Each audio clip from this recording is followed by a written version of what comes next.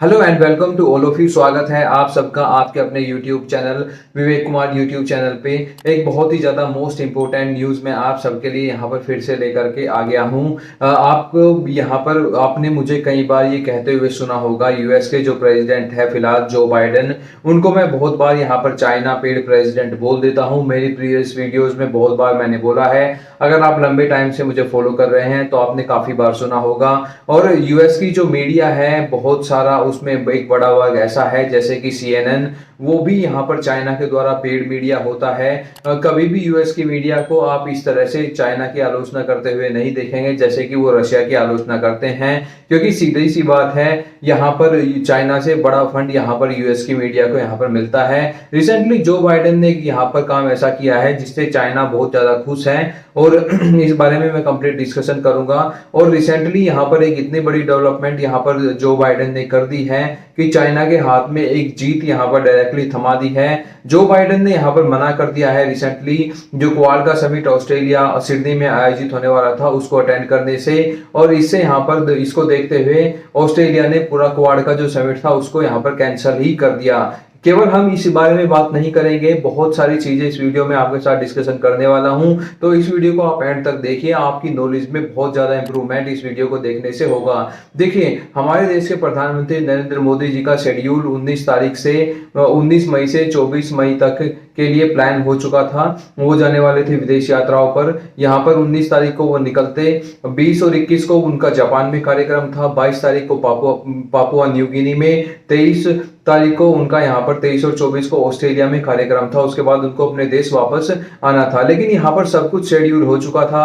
अचानक से Joe Biden ने जो क्वाड समिट है उसको अटेंड करने से मना कर दिया और इससे यहाँ पर ऑस्ट्रेलिया ने उस क्वाड समिट को ही कैंसिल कर दिया है। लेकिन यहाँ पर एक बात आपको देखनी होगी कि जो बाइडेन यहाँ पर G7 का जो समिट यहाँ पर जापान के हिरोशिमा में हो रहा है उसको अटेंड करने के लिए जापान में यहाँ पर जाएंगे, लेकिन यहाँ पर क्वाड समिट यहाँ पर अटेंड यहाँ पर नहीं करेंगे। G7 का जो समिट है उसमें यहाँ पर मैं आपको बता देना चाहूंगा, उसमें यहाँ पर मेन जो फोकस रखा जाएगा रशिया को काउंटर करने पे रखा जाएगा।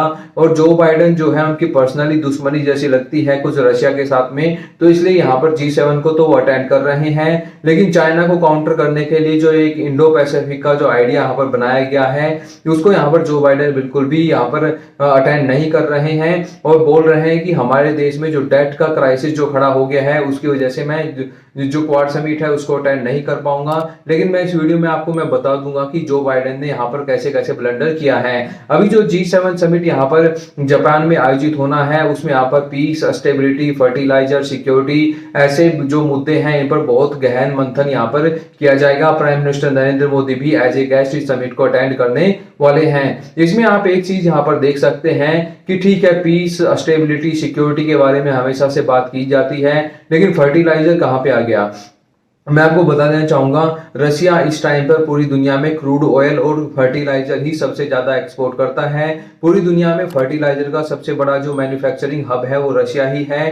तो रशिया यहाँ से फर्टिलाइजर बेच करके जो पैसे कमाता है उसको यहाँ पर ये कंट्रीज हर्ट करना चाहती है। रशिया का फर्टिलाइजर एक्सपोर्ट जो है उसको बैन करवाना चाहती है। तो G7 का एक जो बहुत बड़ा मुद्दा है उसमें फर्टिलाइजर को भी यहाँ पर डाला गया है, तो ये आप देख सकते हैं। और मैं आपको बता देना चाहूंगा कि 22 तारीख को यहाँ पर जो बाइडेन, नरेंद्र मोदी और कई सारे वर्ल्ड लीडर को यहाँ पर जाना था पापुआ न्यू गिनी, जो कि एक छोटा सा देश है ऑस्ट्रेलिया के पास में। और यहाँ पर इस देश ने अपने उत्साहित होकर के यहाँ पर इतने बड़े बड़े लीडर आ रहे थे। 22 तारीख को अपने देश में नेशनल हॉलीडे यहाँ पर घोषित कर दिया था, क्योंकि ये जो विजिट थी बहुत इंपॉर्टेंट थी। इस छोटे से देश को चाइना जो है अपनी तरफ करना चाहता है। अगर ये देश चाइना की तरफ हो गया, इसने अपने देश में मिलिट्री बेस बनवा दिए चाइना के, तो ऑस्ट्रेलिया के लिए सीधा खतरा यहाँ पर खड़ा हो जाएगा।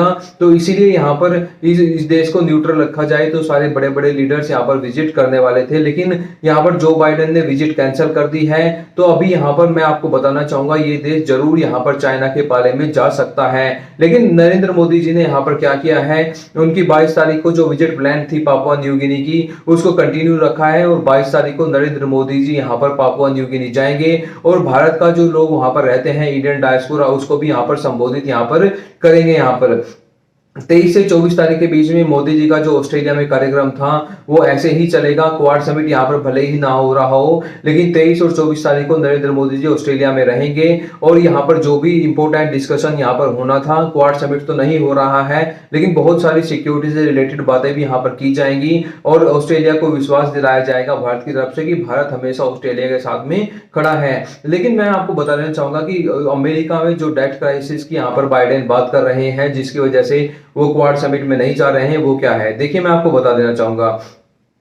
अमेरिका में हर साल 1 जून से न्यू ईयर शुरू हो जाता है, न्यू फाइनेंशियल ईयर। यूएसए में देखिए यहाँ पर होता क्या है, अभी यूएसए की सरकार जितना खर्च कर रही है उतना उसके पास पैसा नहीं है, तो यूएसए की सरकार को और ज्यादा पैसा यहाँ पर चाहिए, तो उस पैसे को यहाँ पर उधार लेने के लिए यूएस की सरकार अपने ट्रेजरी बॉन्ड को इशू यहाँ पर करती है और पूरी दुनिया से पैसा उठाती है।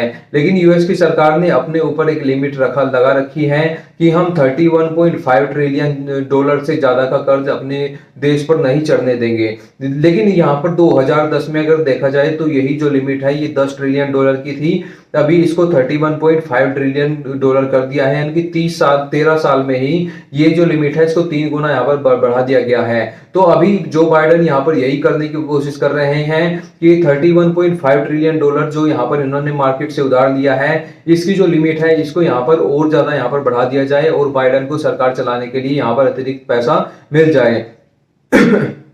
लेकिन मैं आपको बता देना चाहूंगा कि अमेरिका में भी भारत की तरह, जिस तरह भारत में संसद है वहां पर भी 2 हाउस होते हैं, जिस तरह भारत में लोकसभा राज्यसभा है वहां पर सीनेट बैठती है और हाउस ऑफ रिप्रेजेंटेटिव बैठता है। सीनेट में 100 मेंबर्स होते हैं जिसमें जो बाइडेन की पार्टी के 48 मेंबर है, रिपब्लिकन पार्टी डोनाल्ड ट्रंप की जो पार्टी है उसके 49 मेंबर्स है, 3 इंडिपेंडेंट मेंबर्स यहाँ पर हैं। लेकिन यहाँ पर जो बाइडेन के लिए जीत की ये बात ये है कि 3 जो इंडिपेंडेंट मेंबर्स हैं वो यहाँ पर जो बाइडेन को सपोर्ट करते हैं, जो बाइडेन यहाँ पर सरकार चला रहे हैं, और वो 3 इंडिपेंडेंट मेंबर भी यहाँ पर यूएस में बहुत स्ट्रॉन्ग पावर पोजीशन यहाँ पर होल्ड करके बैठे हैं, इसलिए वो जो बाइडेन का साथ यहाँ पर दे रहे हैं। लेकिन अगर बात करें यहाँ पर लोअर हाउस की, जैसे भारत में है लोकसभा, उसको यूएस में बोलते हैं हाउस ऑफ रिप्रेजेंटेटिव्स, उसमें है 435 सीटें। उसमें से अगर बात करें रिपब्लिकन पार्टी जो डोनाल्ड ट्रंप की पार्टी है उसके पास फिर से ज्यादा सीट है 222, और डेमोक्रेटिक पार्टी के पास जो सीट है वो है 213। तो यहाँ पर सीधा सीधा दिख रहा है कि जो हाउस ऑफ रिप्रेजेंटेटिव है वहां पर ये बिल पास नहीं हो पाएगा। और यहाँ पर यूएस की जो जो जो पार्टी है, यहाँ पर रिपब्लिकन पार्टी डोनाल्ड ट्रंप की पार्टी, वो यहाँ पर जो बाइडेन को बोल रही है कि आपने जो बहुत सारी जो फ्री की स्कीम यहाँ पर अमेरिका में शुरू की है उनको यहाँ पर बंद कीजिए। आप फ्री का जो पैसा बहा रहे हैं यूक्रेन के ऊपर और दुनिया के बहुत सारे देशों को जो मिलिट्री एड दे रहे हैं उनको आपको बंद करना होगा। लेकिन बाइडेन यहाँ पर अड़ गए हैं, उन्होंने बोला है कि मैं इसके ऊपर कोई भी डिस्कशन नहीं करूंगा, मैं जो कर रहा हूं उसमें कुछ भी कटौती यहां पर नहीं की जाएगी। तो यहां पर देखना होगा कि यहां पर क्या होता है। अगर ऐसा हो गया तो इतिहास में पहली बार होगा कि यूएस जो है वो डिफॉल्ट कर जाएगा। यूएस जो सैलरी जो यूएस को पेमेंट करने हैं पिछले उधार के, वो यूएस यहां पर नहीं कर पाएगा। इसके अलावा मैं आपको बता देना चाहूंगा कि अगर यूएस डिफॉल्ट करता है तो इसका जो प्रभाव होगा पूरी दुनिया पर बहुत नेगेटिव प्रभाव होगा, और यहाँ पर डॉलर की जो हेजेमनी, यहाँ पर डॉलर का हेजेमनी जो है वो यहाँ पर बिल्कुल खत्म भी हो सकता है, और एक ग्लोबल इकोनॉमिक शटडाउन भी आपको देखने को यहाँ पर मिल सकता है, जिससे बहुत सारी नौकरियां भी जा सकती हैं। तो इसलिए यहाँ पर बाइडेन ने बोला है कि मैं ये समिट, क्वाड का समिट जो है यहाँ पर अटेंड नहीं करूंगा, और ऑस्ट्रेलिया ने समिट ही यहाँ पर कैंसिल कर दिया। लेकिन मैं आपको बता देना चाहूंगा बाइडेन यहाँ पर ये समिट जो था इसको अटेंड करने से मना नहीं करना चाहिए था। बहुत सारे रीजन हैं। अगर बाइडेन को यहाँ पर अभी आने में प्रॉब्लम थी तो बाइडेन बता सकते थे, इस समिट को 2-3 महीने आगे और ले जाया जा सकता था, बाद में इस समिट को आयोजित हम कर सकते थे। दूसरा, अगर आपको बाइडेन को और अभी समिट अभी आयोजित करवाना था और टाइम भी नहीं है तो इस समिट को हम जापान में भी रखवा सकते थे, तो जापान में भी ये समिट हो जाता। इसके अलावा यहाँ पर वीडियो कॉन्फ्रेंसिंग का ऑप्शन भी खुला था। जो बाइडेन यहाँ पर अमेरिका से ही वीडियो कॉन्फ्रेंसिंग के जरिए इस समिट को अटेंड कर सकते थे, और अगर ज्यादा ही इमरजेंसी वाली कुछ बात थी तो जो बाइडेन अगर नहीं अटेंड कर पा रहे थे तो ऑस्ट्रेलिया के जो सेक्रेटरी ऑफ स्टेट हैं, जैसे भारत में विदेश मंत्री होते हैं एंथनी ब्लिंकन, उनको भी यहाँ पर क्वाड समिट अटेंड करने के लिए यहाँ पर भेज सकते थे। लेकिन जो बाइडेन यहाँ पर जो है बिल्कुल भी क्वाड में इंटरेस्ट नहीं है। क्वाड यहाँ पर बनाया गया था, जापान के जो प्रधानमंत्री है शिंजो आबे, वो उन्होंने इसकी नींव यहाँ पर डाली थी। लेकिन यहाँ पर जब शिंजो आबे पावर में थे तो उस टाइम जब उन्होंने इस आइडिया का प्रपोज किया था तो अमेरिका में उस टाइम पर भी डेमोक्रेटिक पार्टी की सरकार थी। बराक ओबामा लगातार 2 टर्म तक 8 साल तक यहाँ पर अमेरिका के प्रेसिडेंट रहे थे। और मैं आपको बता देना चाहूंगा जो डेमोक्रेटिक पार्टी है यूएस में, उसका बहुत ज्यादा झुकाव है चाइना की तरफ। तो जो जब यहाँ पर बराक ओबामा ने अपने 8 साल में क्वाड का कोई समिट यहाँ पर नहीं होने दिया था। जब यहाँ पर डोनाल्ड ट्रंप पावर में आए तो डोनाल्ड ट्रंप ने मिलकर के यहाँ पर क्वाड को रिवाइव किया और चाइना को चुनौती यहाँ पर दी थी। इसके अलावा मैं आपको बता देना चाहूंगा कि नरेंद्र मोदी जी जो है यहाँ पर ऑस्ट्रेलिया में जाएंगे, अपने जो बहुत सारे समिट हैं उनको अटेंड करेंगे। ऑस्ट्रेलिया हमारे लिए बहुत इंपॉर्टेंट है। आने वाले कुछ ही सालों में इंडिया ऑस्ट्रेलिया का जो बायलैटरल ट्रेड है वो $100 बिलियन को भी क्रॉस करने वाला है। तो ये था कंप्लीट एनालिसिस इस वीडियो का। वीडियो आपको कैसी लगी मुझे कमेंट करके जरूर बताइएगा।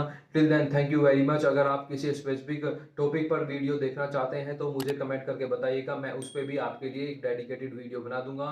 चैनल को सब्सक्राइब कीजिए, वीडियो को लाइक कीजिए, अपने दोस्तों के साथ शेयर जरूर कीजिएगा। मिलते हैं अगली वीडियो में। Till then thank you very much, bye bye.